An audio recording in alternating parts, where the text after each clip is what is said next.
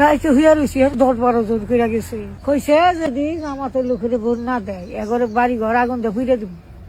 ডরাইছি বাবা বাবা।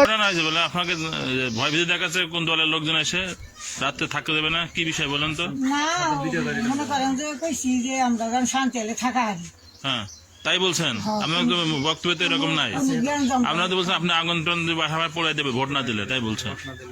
এখন হেরা যদি মানে দেয় আমি তো পাবো। আরে ভাই আপনি যে বক্তব্য রাখছেন, আপনার তো ভিডিও ফুটেজ আছে, ভিডিও বক্তব্য, এই বক্তব্য আপনি রাখছেন তো, কারা ভয় দেখাচ্ছে আপনাকে বলেন?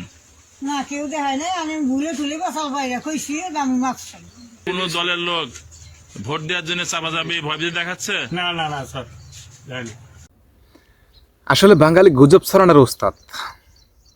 এই ভিডিওটা কিছুদিন আগে প্রচুর পরিমাণ ভাইরাল হয়েছে। জামাতের নেতারা নাকি তাকে গিয়ে অনেক হুমকি দামকি দিয়ে আসছে, জামাতে ভোট না দিলে তাদেরকে আগুনে জ্বালিয়ে দেওয়া হবে, বিভিন্ন ধরনের হুমকি দামকি দিছে। কিন্তু কি রকমের একটা মিথ্যা কথা বাঙালি এদের প্রচুর পরিমাণ শেয়ার করছে, এবং এটা নিয়ে আমি অনেকের ঝগড়া করতেও দেখছি।